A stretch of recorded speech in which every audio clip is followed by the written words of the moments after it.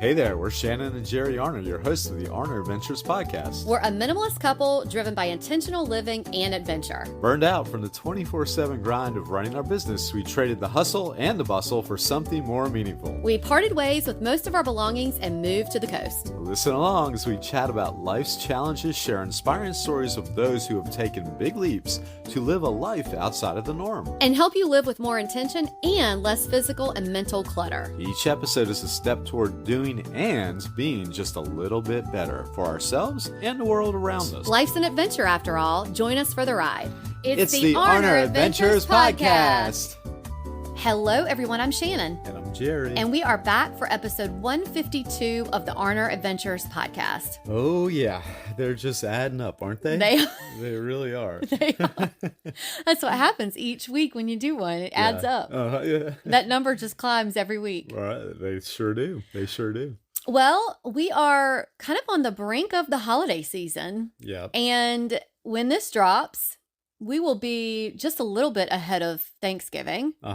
And this is the time of year where some people just, oh my gosh, they have automatic joy. Joy is just in their blood when it comes to the holiday season. Well, that's right. But for many, though, it's a really stressful kind of time. There's just a lot going on. It really disrupts routines. It's tough for a lot of people. Yeah. It's, people struggle with the financial aspect of it. Yeah. And the American psychological... Yeah, and people, I'm trying to point out some points here. They have dread about that they have to conform, all this stuff. Yeah. Yeah, and there's a poll that says that 89% of people stress the holidays, not having enough money, loss of loved ones, and the dreaded family conflict. Yeah, some people feel like pressure to conform. They feel like they have obligations that they have to do. And, a few years ago, we changed that with ourselves, right? We did. Yeah. We made up a lot of provisions. We've set up a lot of boundaries for ourselves. Yeah. And we were intentional with that. And I think this is good for people to do. Right. We thought what we would do is talk about how to reclaim your power this holiday season. Yep. Because you got to remember, you don't have to do anything you don't want to do. You always have the power to change a no if you want to, but you never have the power to change a yes. Or it's harder to change a yes. Right. So if you say yes to things all the time, it's harder to back out of that. So if you say no, hey, don't count on me, don't expect me, then it's easier the last minute to go, yeah, I think I'll go to that. Yeah. But a lot of the things about the holidays, a lot of people say is that they have that sense of dread because they have so many things they have to do. Right. And we're here to tell you that you don't, but it's easier said than done. So we thought we would go through ways that you can make your holiday season your own. So we came up with a few steps on just how you could reclaim your power on the holidays. Yep, having the holiday season that you want. You want, yeah. Well, we're going to go through a few steps. The first step here that you're going to want to do is identify your holiday have-tos. The things that, uncovering the things that you must do, things that may drain your energy rather than bring you joy. So as you do this, you're going to start fleshing out the thing you think that these are have-tos, but they might not be. So this exercise of how to identify the have-tos is really going to help you. So why don't you talk about the first thing that you do under this, Jer? Okay. Well, the first one we came up with was to list the usual suspects. Write down the things you typically do during the holidays. They can be big things. They can be small things. Shopping, decorating, cooking big meals, attending big gatherings, card writing, gift wrapping, baking cookies, decorating the house. The goal is to lay it out without judging if you should or shouldn't enjoy each item. Just capture everything you tend to do. Right. And work from there. Right. So the second thing after you make this list that you're going to do is notice your gut reaction. Yep. So for each item on the list, what is your first reaction? Like Jerry said, you list out, well, I got to decorate the house. Well, I have to cook these cookies. Well, I have to make sure I do this at the community center. All the things that you normally do. What is your gut reaction when you see them? Do you feel energized about them? Are you tired just thinking about it? Do you have a sense of obligation or dread? So if you're only doing certain things because you're supposed to, like hosting, or you think that people are just waiting for you to do it, it's a big clue here that it's a have to item. Now, we're going to get into that. It still doesn't mean you have to, but we're going to sort of get into what are the things that you're supposed to do, the things that you are obligated, you have to do. Like, just get the list going. It's like with any issue or problem you have in life, sometimes it's just listing everything out. And then you can identify what can come out, what are the priorities, just like a to-do list for your day. Yeah. But you're just going to list everything for the holidays and then notice what your gut reaction is. And listen, this could be beside, baking cookies, it could be a smiley face. Beside hosting an event, it could be a frown face. That's all you need to do right now is just identify them. Yeah, that's right, y'all. Another one, number 3, is to reflect on where it comes from. Are there certain expectations from family, friends, or even yourself? Yeah, the pressure that you might put on yourself thinking you have to do this. Yeah. Maybe you attend a certain holiday party every year. Well, it doesn't have to be every year, but it's more of a family tradition than a genuine excitement. Well, give it some reconsideration. Maybe you go all out decorating because it's how your folks did it. Another thing that involves tradition. But if it doesn't spark joy, then you got to reconsider. Are you feeling overwhelmed by all the stuff piling up in your life? We've got something just for you. It's the Arner Ventures Declutter 365. Declutter 365 is our easy-to-follow guide designed to help you clear out the clutter from every corner of your life. Whether it's the pile of stuff in your home, the endless digital files on your devices, or even the mental load that keeps you up at night, we've got you covered. Every day, you tackle a simple task that helps you chip away at the clutter. And the best part? You can start anytime. There's no need to wait for the new year or a Monday. You can dive in whenever you're ready. Over the span of a year, we'll tackle physical, mental, and digital clutter. Imagine having a more organized home, a cleaner inbox, and a calmer mind, all without feeling overwhelmed. It's all about taking small, manageable steps that add to big changes. Join us on this journey to a simpler, more mindful life. Head over to arnerventures.com/shop. Let's make space for what truly matters. And now, let's get back to the show. That's right. I will use the example that my mom is heavily into decorating, has always been heavily into decorating. When we first got married, I still did the same thing, having a Christmas tree in every room. We had a Christmas party every year. It became where that was a lot of dread. Because it was a lot, and this is even before our lifestyle change of downsizing. It was very stressful. It was stressful to decorate. It was stressful to have the party every year. We've talked about that party on other episodes, but where did it come from? Well, it came from tradition. Like I felt like I needed to carry that on. And I then realized I didn't have to do that. So the fourth thing here is you have your list. You've decided, if it brings you joy, if it brings you dread, where does it come from? And now you're deciding, is it essential or optional? So for each of the items on your list, ask yourself, if I didn't do this, would it impact my happiness or enjoyment of the holiday season? So this can help separate the significant traditions from those that have become purely routine. So you can label things in this list now as an E, essential, O for optional, whatever you want to do. This will give you a clearer sense of what you might want to prioritize versus what can be gently retired or ignored. Right. These are so good. These are so good, Yeah, Jer. We did this. It's just like listing it out. I sort of listed out the steps, and this is what we did. But it is good. And I haven't read them in a year, so Right. Hey, number 5. Moving right along. Imagine letting it go and see how it feels. Imagine skipping or simplifying each have-to item. Does it feel like a relief or does it bring up guilt? That's another thing we're dealing with here is guilt. If you feel relieved, it's probably a sign that activity doesn't need to be there. Oh my gosh, right? There's no greater feeling than canceled plans. Right. On the flip side, if you feel a pang of guilt but don't want to do it, there's a chance to reframe it or approach it differently. For instance, hosting could be simplified with a potluck, or decorating could be scaled down to just a favorite room. That's right. Our decorating has definitely been scaled down. We have a little mini tree. We have some lights. And maybe a cut like the nutcracker your mom had.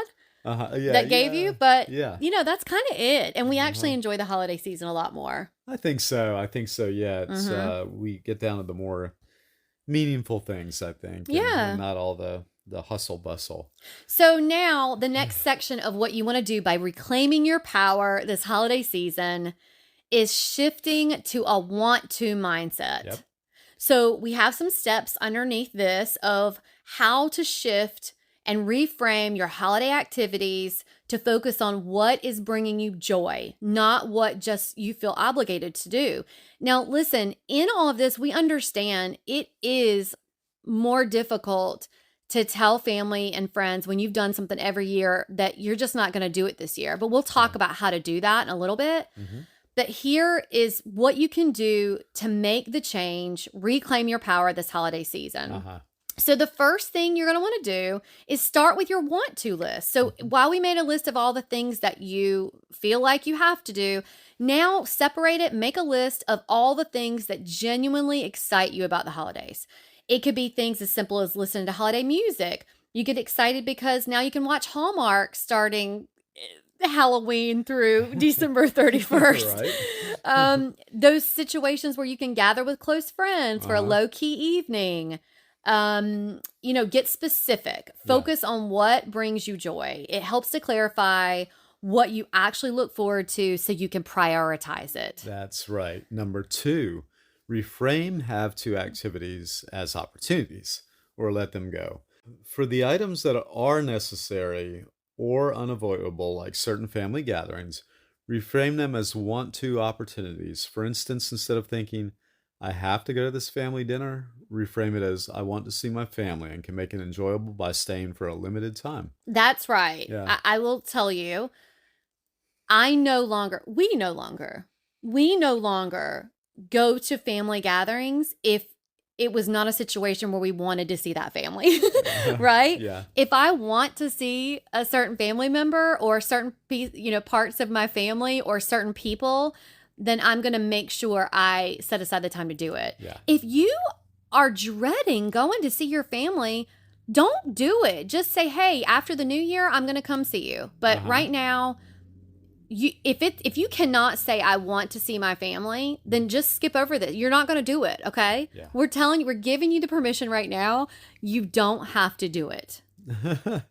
Yeah, give yourself permission. Let go of the have to items that don't align with your values or goals. Maybe this year, skip the cards. Opt out of gift exchanges. We've done that a little bit in the past. Yeah, a lot in the past. Yeah. Decide not to overdecorate or try a simple and minimal Christmas decor approach. And by the way, we do have in the show notes a way that you can do that. Yeah. Mm-hmm. All right, so number 3, infuse want to elements into traditional obligations. That's so right. how do you do that? Look for ways to add a want to element and to a have to task. For example, gifting. Let's say, you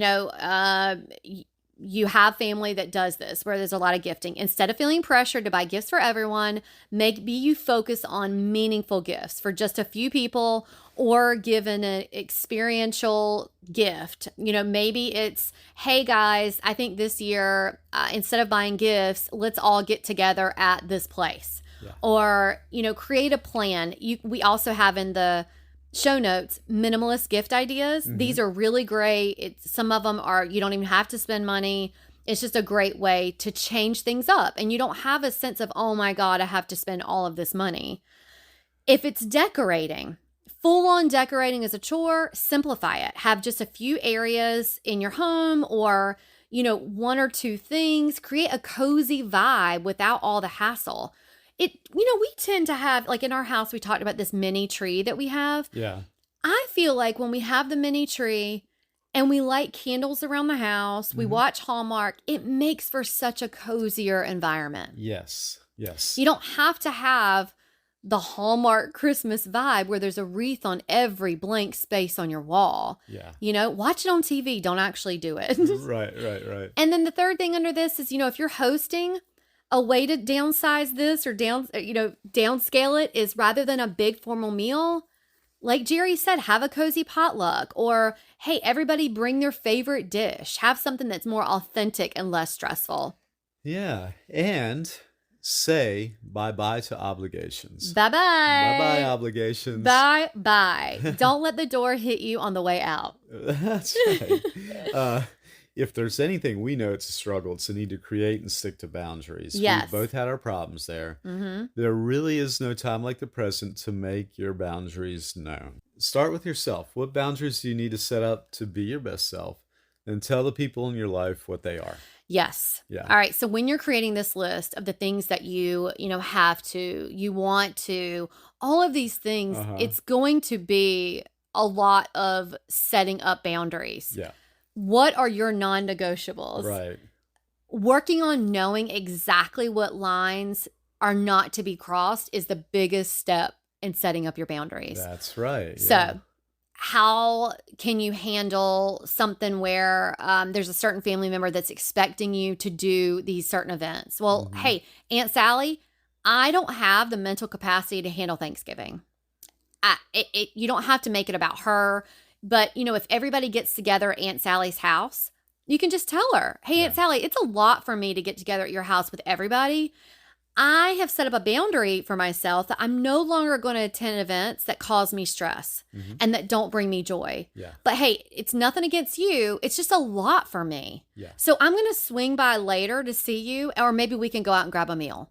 That's right. Aunt Sally's going to understand that. If she doesn't, maybe you should just consider your relationship with Aunt Sally. Right. What is Aunt Sally's intentions? If she can't respect your mental capacity or your ability or inability to be able to handle certain family situations, that's her issue. That is. Yeah. Setting boundaries is essential when you're reclaiming your power.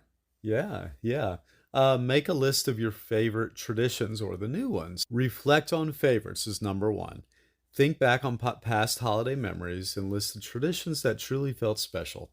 Rank the top few to focus on first and consider letting go of any that feel more like chores. That's right. We've been sort of saying that all along, but this is a time where you actually make your list. Thinking about all of these things can sort of be overwhelming and sort of is like a circle of thoughts in your head. That's why we keep talking about making this list or these lists. When you write things out and you're looking at it, you can assess a problem a lot more. And listen, this can be, a whiteboard. If you have a dry erase board, writing all these lists. It can be, Jerry and I have these giant Post-it things that we do like our budgeting on and things where you can look at it. So make those lists. So when you are making this list of favorite traditions or new ones that you want, it may be a lot easier to rank them. Yeah. The second thing underneath this is reimagine traditions. So adjust old traditions to fit current lifestyles. For example, if a big dinner is overwhelming, simplify it to a cozy brunch or dessert night. Little tweaks keep it enjoyable without all the stress. Yeah, that's right. I'm thinking about,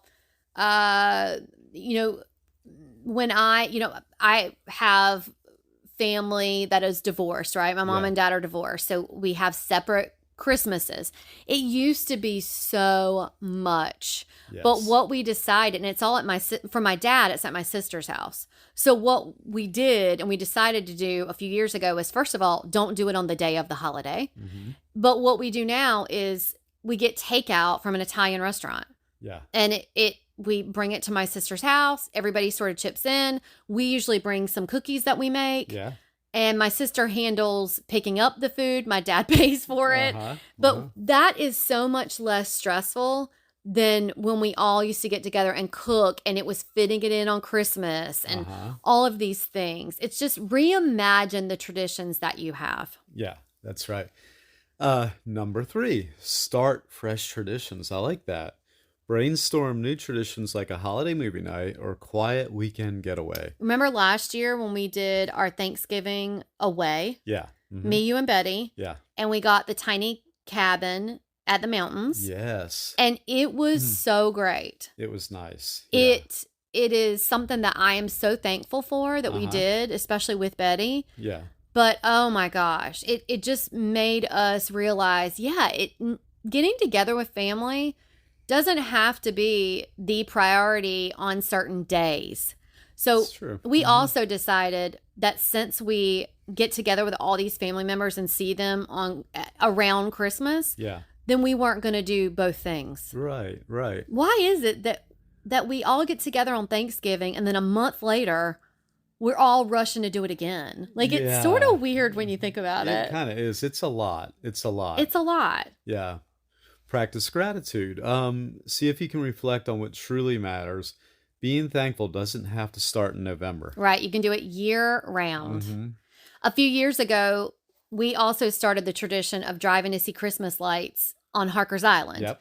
And it's now something that we love to do. By the way, we either do it before the holidays Uh-huh.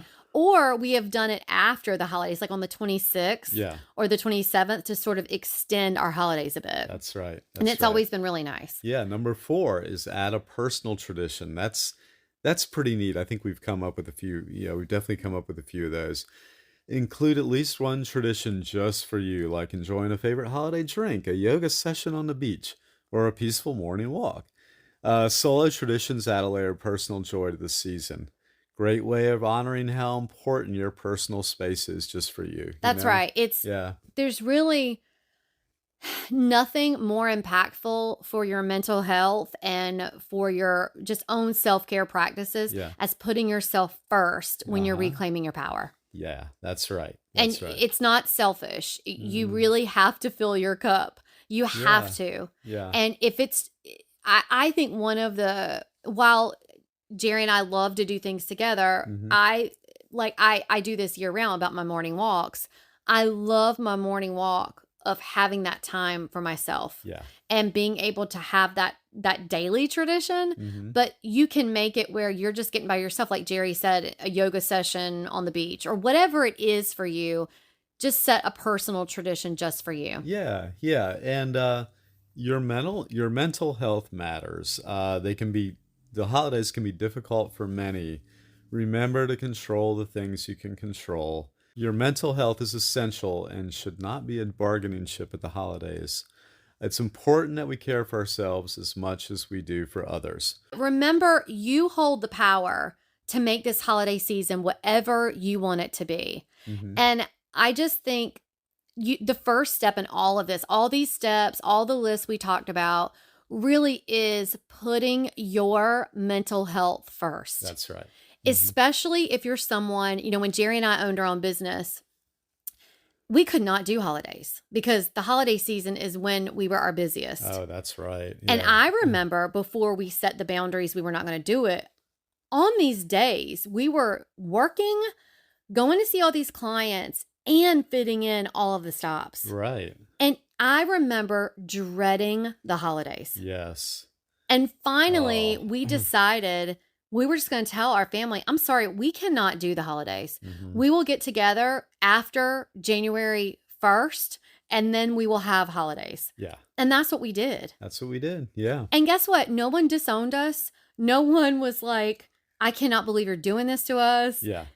And, if anybody made a comment, I remember when my grandma was alive at the time, her being like sad that we weren't Yeah. going to get together. Yeah. But once I told her, Grandma, we are exhausted at the Yeah. end of the day. Uh-huh. And it's not really good for our health. She Right. sort of began understanding. Yeah. And once she knew she was still going to see us and we were still going to do some traditions the same, it was fine. Yeah.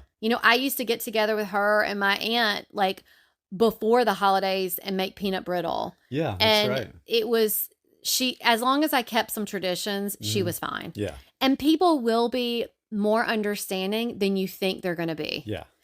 Yeah, you got to understand that your lifestyle choices won't fit everybody, and that's okay. It varies from person to person. So you do you, as they say. You do you, and then everything else I think will fall into place. Right. Yeah. Hmm. Right. So Mhm. even if you don't do all of this, if you can just take away from this episode that it is okay to reclaim your power for the holiday season. It is okay to have whatever holiday season you want. If you only get a day off, if you only get a few hours off, do not feel the pressure to conform and go see everybody in this tour de Christmas or Mhm. tour de Thanksgiving to Right. fit it all in. You've got to take care of yourself. That's Do what right. you need to this holiday season. That's right. If this episode resonated with you, or if you know of someone who would benefit from what we talked about, please share it with a friend. It's a great way of supporting the podcast, and we really appreciate it. Another way of supporting the pod is by leaving us a 5-star review or rating on the platform you are listening to us on. And go ahead and hit that subscribe button. That also supports us. You can always find us, the show notes, and sponsors who support the podcast at arneradventures.com. And until next time, enjoy the journey you're on. We're wishing you lots of adventures. Bye-bye. Bye-bye.